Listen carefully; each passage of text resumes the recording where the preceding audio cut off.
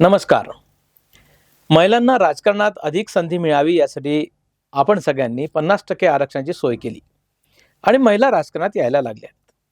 महिलांच्या एकूण राजकीय प्रवासाबद्दल खरं म्हणजे खूप अडचणीचा प्रवास महिलांसाठी राजकारणाचा. इतर कुठल्याही नोकरीमध्ये जी अडचण येणार नाही ती लोकांना सांभाळत घर सांभाळत आपल्या महिला नेत्या काम करतात. नगरसेविका अगदी ग्राउंड लेवलवर काम करतात. त्यानंतर आमदार असतील, खासदार असतील, मंत्री असतील, या सगळ्यांमध्ये अगदी ग्राउंडवर काम करणाऱ्या या नगरसेवकांची खरं अनेक समस्या असतात. त्यांना रोज लोकांशी संपर्क करायचा आहे. ज्यांनी मत दिलंय तो म्हणतोय की मॅडम मत दिलंय तुम्हाला काम करा. इतकं समोरासमोर थेट लोकशाही रोज फेस करावे लागतात. आणि मग अशा वेळेस आपल्याला ज्यांचा परिचय करून घ्यायचा आज अशा नगरसेवक आपल्यामध्ये आल्या आहे. ताई तुमचं स्वागत आहे. खरं म्हणजे तुम्हीच आता सांगायला पाहिजे की तुमची ही निवडणूक जी झाली आता 26ची ती तुम्ही कशी अनुभव घेतलाय त्याचा? तसं तर मला 2012चा अनुभव होताच आणि 2017चा पण अनुभव होता. 12ला तुम्ही उभे होता? हा 2012 त्याच प्रभागातून? नाही, बेनोडा भीमटेकडी. तेव्हा बेनोडा भीमटेकडी होतं आणि 2चं पॅनल होतं तेव्हा. अच्छा, 2ची जोडी होती. 2ची जोडी होती. तेव्हा मला माझ्यासोबत अविनाश भाऊ मार्डेकर होते. बरोबर. आणि मी 2चं. तुम्ही दोघे निवडून आले? दोघे पॅनल निवडून आला होता. अच्छा, 12 नंतर तुमचा ब्रेक झाला? 12 नंतर ब्रेक झाला आणि आता एकदम 26 आणि 26 12 पास 17 आणि जवळपास 9 वर्षांनी तुम्ही पुन्हा आलात. काय अनुभव राहिला पहिली निवडणूक आणि आता ही निवडणूक? खरं तर पहिली निवडणूक याचा अनुभव म्हटलं तर आधी राजकारणात यायचं म्हणजे मला काही लहानपणीपासून राजकारणामध्ये मी कधीच काही बघितलं नाही. आणि 2006 मध्ये माझं लग्न झालं. तर त्याच्या आधीपासनं माझे पती संदीप आवारे हे सुलभाताई खोडके यांच्याशी या परिवाराशी जुडलेले आहेत. बरोबर. राष्ट्रवादीशी जुडलेले आहेत. तर त्यामुळे तेव्हा पण आम्हाला योगाला पण असं काही मी म्हंटल नाही मला काही त्यात पडायचं नाही कारण मला काही ते समजतच नाही नव्हतं. राजकारण म्हणजे कधी बघितलंच नाही. त्याच्यामुळे पण मग जसं जनतेच्या सेवेमध्ये असलं तर आपल्याला जर समाजकार्य जर करायचं आहे, राजकारणाची जोड जर असली तर आपण जनतेचे चांगल्या प्रकारे काम करू शकतो. त्यामुळे मग आम्हाला ताईंकडनं पण जरा मार्गदर्शन मिळालं आणि सतत ताईंसोबत राहून ते थोडं शिकण्याचा प्रयत्न केला. पण 2012 मध्ये जेव्हा इलेक्शन लढलो आम्ही, इलेक्शन जिंकलो, तर सतत लोकांच्या कामामध्ये, सतत लोकांच्या सेवेमध्ये. आणि कसं आहे ना, आपण जेव्हा समाजामध्ये काम करतो तेव्हा आपल्याला बरंच काही जनतेकडून शिकायला मिळतं. आणि आपल्याला काम करत असताना काय होतं ना की जे कोणाची काही समस्या असली आणि ती जर आपल्यामुळे जर सॉल्व्ह झाली तर खरंच तो आनंद खूप काही वेगळा असतो. कारण की त्यांनी आपल्याला निवडून दिलं किंवा हे वेगळं. बरोबर. पण जर कोणाच्या कामात आपण पडत असेल, कोणाच्या समस्येचं आपण जर निवारण करत असेल तर हे माझं भाग्य जे मला जनतेने दिलेलं आहे. तुम्ही एक निवडणूक जिंकला, एक निवडणूक हारला आणि पुन्हा निवडणूक जिंकला. आता प्रश्न अनेक वेळा असा असतो की लोक एकदम निराश होऊन जातात. निवडणूक एक हारली की आता मला राजकारणात पडायचं नाही, लोकांनी मला रिजेक्ट केलाय. पण तुम्ही पुन्हा उत्साहाने उभे झाले. काय याच्या मागे म्हणजे सूत्र काय सांगते? 2017 मध्ये जे मी इलेक्शन हारली तर मला त्यामध्ये काहीच असं वाटलं नाही मी पडल्यामुळे. कारण की माझ्यासाठी तो परिसर खूप नवीन होता. आणि वढाळी म्हणजे माझ्यासाठी म्हणजे अक्षरशः जर तुम्हाला जायचं असेल तर आधी मंगलधाम, नंतर दस्तूरनगर, नंतर यशोदानगर, नंतर फैजरपुरा, नंतर चपराशीपुरा आणि नंतर तुमचं घर याच्यामध्ये मंगलधाम. मंगलधाम हा छत्तीसगड प्रभाग आहे. हा एकमेव प्रभाग आहे ज्यामध्ये 3 नगरसेवक आहेत. पूर्ण अमरावतीमध्ये 4 नगरसेवकांचा प्रभाग आहे, पण हा एक वेगळा प्रभाग आहे. आणि 4 प्रभाग आणि वडाई हे गाव आहे, स्वतंत्र गाव आहे. म्हणजे वडाईचा इतिहास असा आहे की ते एक गाव आहे वेगळं. अमरावती जुनं शहर जसं आहे तसं ते वडाई गाव आहे. आणि या लोकांची सगळ्यांची जुळून घेताना मुळात तिथलं मतदान वेगळ्या टाईपचं आहे. म्हणजे मुळामध्ये असं म्हणूया की शिक्षणाचा थोडासा अभाव राहिला त्या भागामध्ये, सुविधांचा अभाव आहे, लोकांमध्ये एक प्रकारची शासनाबद्दल प्रशासनाबद्दल रागही आहे. आणि या सगळ्यांमध्ये तुम्हाला काम करायचं आहे. तुमचे काय निवडणुकीचे मुद्दे होते? माझे निवडणुकीचे मुद्दे तर सर्वात प्रथम जे आहे की मला तर वाटतं की तो जो माझा मुद्दा आहे त्याच्यावर कदाचित मी काही करू शकते भविष्यात की नाही करू शकते. कोणता मुद्दा आहे?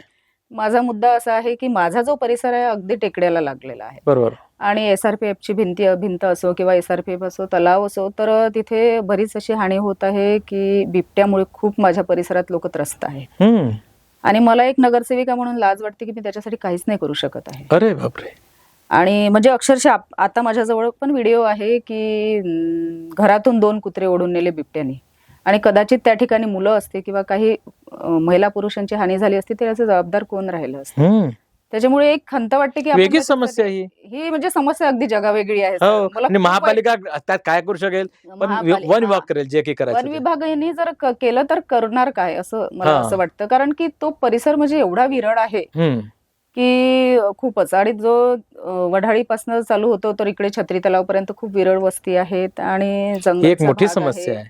पण स्वच्छतेची समस्या तुमची तर खूप जास्त आहे. स्वच्छतेची वडाळीमध्ये स्वच्छता नाही आहे, काय कारण आहे? कसं आहे सर, आपण जितकं काही लोकांच्या बाबतीत हे करतो पण लोकांचं पण आपल्याला काहीतरी समर्थन पाहिजे. कारण एक नाला आहे तो आपण स्वच्छ केला हे ठीक आहे, पण वारंवार जर आपण तिथे जर कचरा टाकत असेल तर ही जनतेची पण काहीतरी थोडी काळजी घ्यायला पाहिजे, कारण तो परिसर स्वच्छ असला पाहिजे. नगरसेवक काम करतो हे ठीक आहे. आता कोणी आजपर्यंत काम केलं की नाही केलं माहित नाही, पण आमची काम करण्याची मानसिकता आहे. तुम्ही माझ्या परिसरात जाल तर मी प्रत्येक भागामध्ये निवडून आले त्या दिवशीपासून फिरत आहे. बरोबर, माझ्याकडे ते सगळे फोटोज आहे आणि सतत आम्ही काम करत आहे. कारण की निधीमध्ये कसं आहे की आपण काम करू की नाही करू, आपल्याला किती निधी मिळणार, पुरेसा मिळणार की नाही, कारण प्रत्येकाला असं वाटतं की आपला एरिया स्वच्छ सुंदर झाला पाहिजे, पण त्या निधी अभावी आपण पूर्ण लोकांची 100% कामं करू शकत नाही. बरोबर, आमदार खासदारांसारखा निधी नगरसेवकांचा नसतो.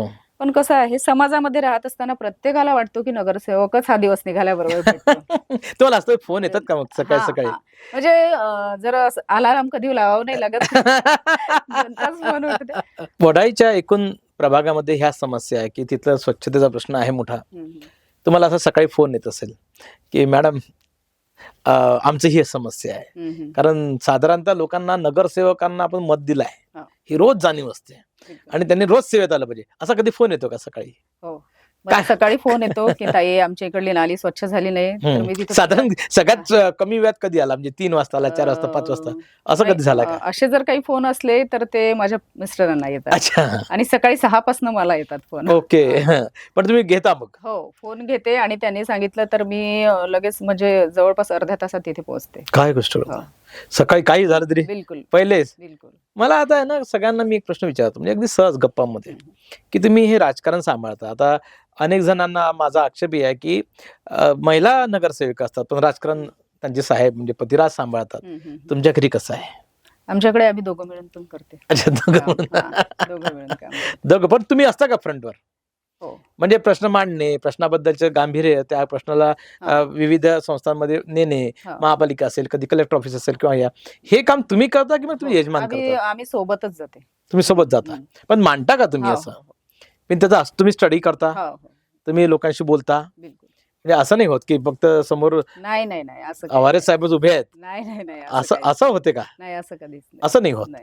मला हा प्रश्न आहे की, आणि म्हणजे खास करून त्यांचं म्हणणं आहे की तू शिक, असं म्हणतात का ते? मग तुला समजलं पाहिजे की ही अडचण आली तर आपल्याला कोणाला फोन लावायचा, तुला म्हणून मला त्यांनी सर्व लिस्ट देतात, ते सर्व नंबर देतात की याला फोन लाव. पहिल्या 5 वर्षात काय अनुभव होता? पहिल्या 5 वर्षामध्ये मला थोडं या बाबतीत, कारण की तेव्हा मार्डीकर काका सोबत होते आणि एवढा मोठा अनुभव सोबत असल्यामुळे कसं आमचं फटकन काम व्हायचं, त्याच्यामुळे एवढा हे नाही पडला. पण माणूस जसं म्हणतो ना मी की अनुभवामधनं शिकतो, त्यावेळेस चा जो अनुभव होता आणि आताचा जो अनुभव आहे तो खूप वेगळा आहे. पण काय योगायोग आहे, यावेळेस पुन्हा अविनाश मार्डीकर निवडून आले आणि तुम्ही इकडून निवडून आले. मागच्या तेही पडले होते, म्हणजे काय राष्ट्रवादीचा काय योगायोग आहे. मला तरी असं माहित करून घ्यायचं की तुमच्या घरी काय 2 मुलं? मला एक मोठा मुलगा आहे आणि मग मुला मुलींची एक अपेक्षा असते की आईनी पोहे करून दिले पाहिजे, पतिराजाची अपेक्षा चहा करून दिला पाहिजे, सासूची अपेक्षा असली की त्यांनी औषध वेळ दिलं पाहिजे, सासऱ्यांची अपेक्षा, नणंद जाऊ, ही सगळी नाती पुरुषाला नसतात. तो राजकारणात बाहेर निघाला की तो निघाला, घरी येऊन जेवला, पुन्हा निघाला. पण स्त्रीला असं नाही करता येत. स्त्रीला घरही सांभाळायचं आहे, नातेवाईक, त्यांचे रुसवे फुगवे, नणंदबाईचे रुसवे, जाऊबाईचे रुसवे, हे कसं मॅनेज करता? खरं तर कसं आहे, जरी आपण समाजकार्य करतो पण पहिले आपली फॅमिली महत्वाची आहे. करेक्ट. आणि जर आपल्यामुळे जर आपलं कुटुंब जर हॅपी नसेल तर मग बाकी समाजकार्यामध्ये मी समाजसेवा करतो हे मिरवण्यात काही मजा नाही आहे. जर आपण घरूनच आपलं काही जे आहे कुटुंब एकजुटीने ठेवू शकत नाही तर बाहेर एकजुटीने ठेवण्याचं मार्गदर्शन लोकांना करण्यात काही मजा नाही आहे. त्याच्यामुळे माझं जे कुटुंब आहे ते खूप चांगलं आहे आणि माझे पती 3 भाऊ आहेत, तर एकदम जगावेगळं त्यांचं काम आहे. हम्म. ते कधीच कोणाला उलटून बोलले नाही. आज माझ्या लग्नाला 20 वर्ष झाले, तर ते तिघही भाऊ एकदम म्हणजे एवढे राहतात की मित्रापेक्षाही. काय गोष्ट ते करता? कधीच कोणाबद्दल म्हणजे असं अपशब्द कधीच बोलले नाही. वा, आणि तू मीच्या भाषेत कधी बोलत नाही, तुम्हीच म्हणतात. म्हणजे तुम्ही कुटुंब सांभाळता. आपण कधी असं येत असेल संकट, अडचण येत असेल की अपेक्षा खूप होती पण वार्डातच काम पडलं, तिथे जावं लागलं, नणंदबाईकडे जातच नाही आलं, नाही असं काही नाही. असं कधी झालं का? कधी कोणी गाल फुगून बसलं का नाही घरामध्ये? नाही असं काही नाही. तुम्ही या सगळ्यांची अपेक्षा पूर्ण करू शकता, हो मुलांची सुद्धा. हो मग ही तारेवरची कसरत नाही होत का? नाही. हे एकदम म्हणजे सहजरित्याने घेतलं तर काहीच नाही वाटत. अच्छा, हा. खूप असे धावपळ नाही होत. नाही नाही धावपळ म्हणून नाही. कारण की म्हणजे आपण जर त्या भागामध्ये जर आता आज पडलो आहे हम्म. तर ठीक आहे, पण जेव्हापासून माझं लग्न झालं तेव्हापासून माझे मिस्टर त्या राजकारणात असल्यामुळे मला ते सर्व कोणताही कार्यक्रम करायचा असलं तर एकदम 20-25 महिला घेतल्याशिवाय काही मजा नाही येत. त्याच्यामुळे ते काही असं काही वाटत नाही. कुठं अमरावतीला कशा आला तुम्ही? मी तर माझे पती आधी इथे बहिणीकडे राहत होते, अच्छा, ते व्यवसाय करायचे. तर माझं लग्न झाल्यानंतर मी तुम्ही माहेर? माझं माहेर वर्धा जिल्ह्यामध्ये. तुम्ही वायगाव वर्ध्यातून आला तालुक्यात. तिकडे? हा, हा. तेच म्हटलं तुम्ही अमरावतीला कसे पोहोचले. हा. आणि अमरावती कसं वाटलं तुम्हाला? खूप छान शहर आहे, हम्म. खूप छान. खूप म्हणजे हम्म. तुमचा प्रभाग छान असेल तुम्ही म्हणणारच, कारण वोटर तिथले आहेत तुमचे. हम्म. पण शहराबद्दल काय मत आहे? शहर पण खूप छान आहे. फक्त जे आता असं शहराबद्दल जे वाटत आहे की थोडं गुन्हेगारी प्रमाण जे वाढलं आहे. वाढलाय आणि तुमच्या पट्ट्यात जास्त वाटत आहे. हम्म. काय कारण असू शकतं? ते आता पोलीस कारण म्हणजे प्रशासनाने जरा हे पोलीस प्रशासनाची जरा हम्म. पकड कमी आहे तिथे.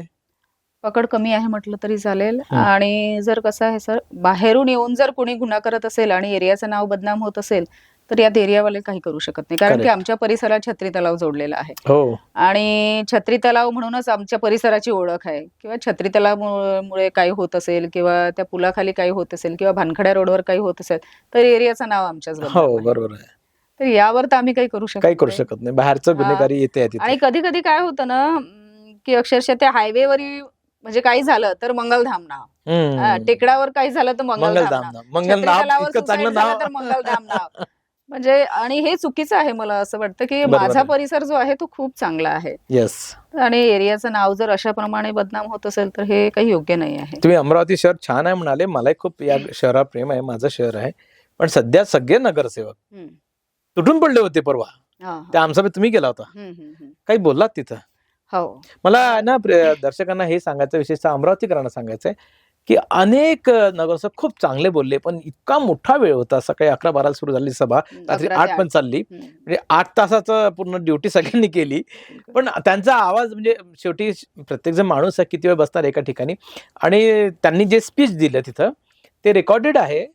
परंतु मी पुन्हा त्या लोकांना संधी देतो आहे. आज मी ताईंनाही संधी देतो की ताई, तुम्ही जे स्पीच दिलं, जे मुद्दे मांडले, ते पुन्हा एकदा प्रेक्षकासमोर सांगा, आमच्या दर्शकांना सांगा की काय मुद्द्यांवर तुम्ही फोकस केलाय. मी तर मुद्द्यांवर जे फोकस केला आहे की आधी तिथे जे मी बोलली आहे की मला म्हणजे माझ्या परिसरामध्ये एकही फावडीवाला नाही, म्हणजे नाली साफ करणारा नाही आहे.